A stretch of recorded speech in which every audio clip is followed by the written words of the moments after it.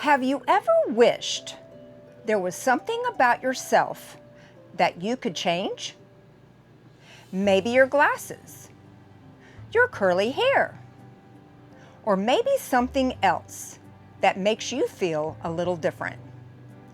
What if the very thing that makes you different turns out to be one of your greatest gifts? Hi friends, welcome back to S'more Campfire Stories with Alli. I'm Alli and this is Scout, and we're so happy that you're here. Today's story is called Dotty's Freckles, written by my good friend Chris Angilella. Chris loves writing stories that encourage children to believe in themselves, be kind to others, and celebrate what makes them wonderfully unique. One of my favorite things he says is, "We're all different. Let's embrace it." I think that's a beautiful reminder for children and grown-ups too. Now, let's gather around the campfire and begin today's story. The story that we're reading today is called Dotty's Freckles, written by Chris Angilella. Once, in the city of Rochester, there lived a 5-year-old pigtailed red-headed girl. She always wore a flower hair clip in her hair, and her name was Dorothy Preston. Her parents affectionately called her Dotty for short. However, when Dotty went to school, the kids teased her because of her freckles. They said, "Ha ha, Dotty has spots on her face. She's a spotty Dotty," and made her feel badly. What do you notice about Dotty? On many days, when Dotty got home from school, she would go to her room and cry because of the names the kids called her. She felt like she didn't have a friend because she was different. One Friday afternoon, as Dotty and her mother were walking home, Dotty kept her head down because she was sad that the kids teased her again. Dotty was lost in her thoughts when she tripped and fell to the ground. "Dotty!" Her mother's mouth flew open and said in a surprised tone, "Are you all right?" Dotty was about to answer as she got back on her feet when a sudden rustling sound caught her attention. How do you think Dotty feels after hearing those unkind words? She looked around and saw a shadow run between two nearby trash cans. She started to walk towards the shadow. "Dotty, come back!" her mother shouted. Dotty's mom pursued her, but Dotty just kept on walking toward the trash cans. By the time her mom caught up to her, she could see that Dotty was focused on the shadow. "Oh my," her mom said to herself. Sitting scared between the trash cans was a filthy-looking dog with whitish curly fur and black spots. "Hello, little dog," Dotty said in a soft voice. "My name is Dorothy Preston, but everyone calls me Dotty for short. Kids make fun of me at school because of my freckles, and they call me Spotty Dotty." "Are you alone out here because other dogs have made fun of you too?" Dotty asked.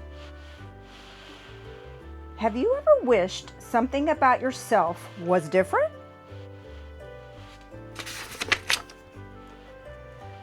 The dog stayed silent, but he tilted his head to one side, as if he were trying to understand what Dotty had asked.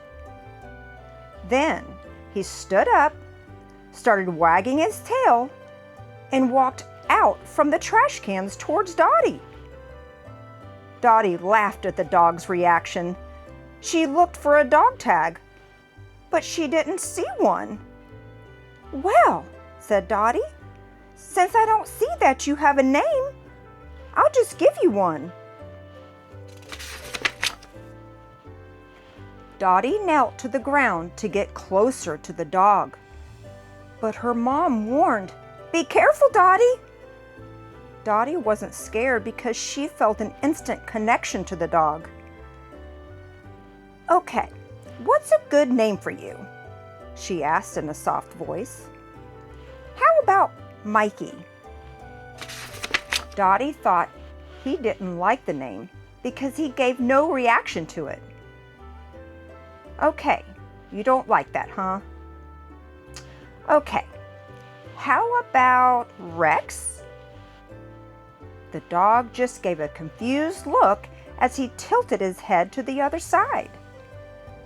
Dotty thought about it and decided that she didn't like that name either. Dotty had to think of another one.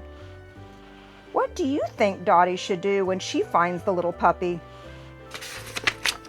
Yeah, I'll admit, Rex is the kind of name almost everyone in the city gives to their dogs. I think you deserve a different name than Rex.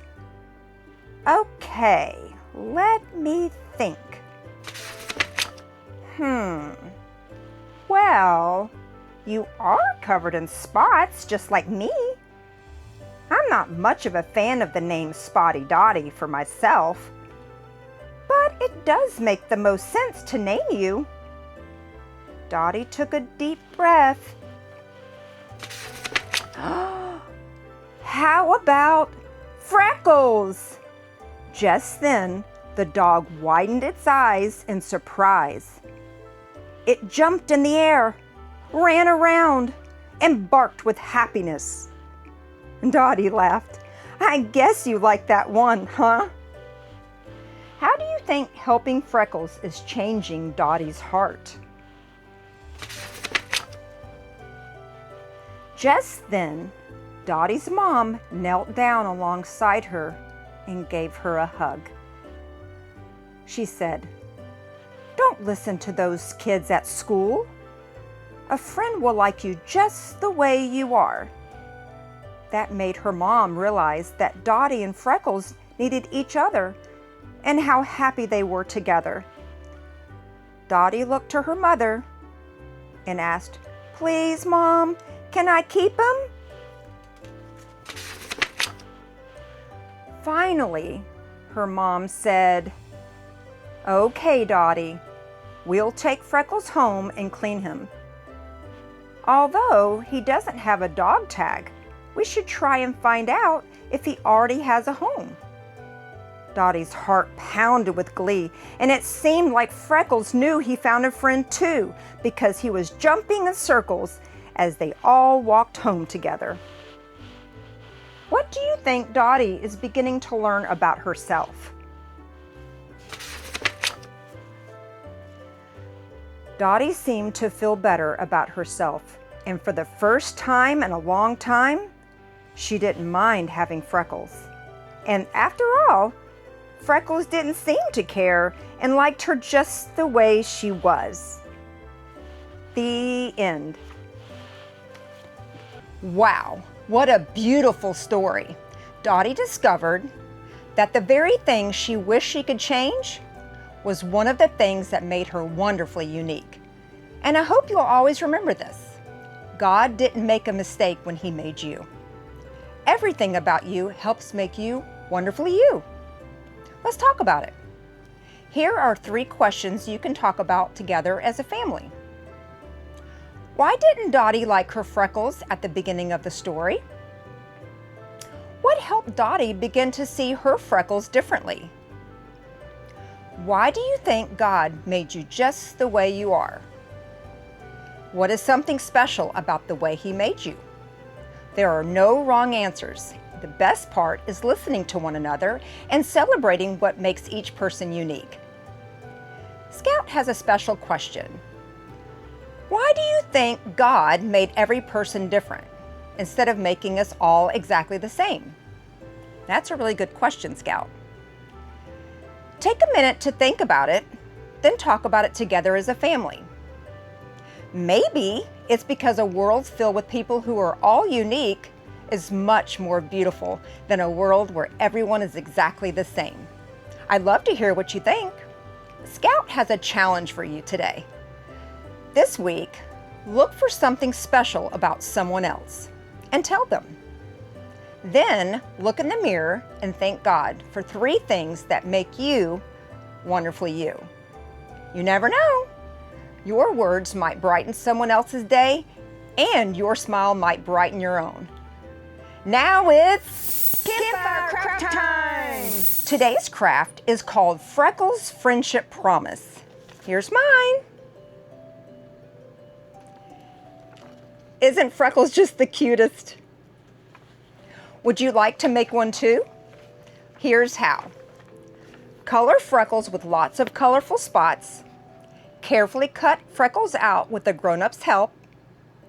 Color your friendship promise and write your name.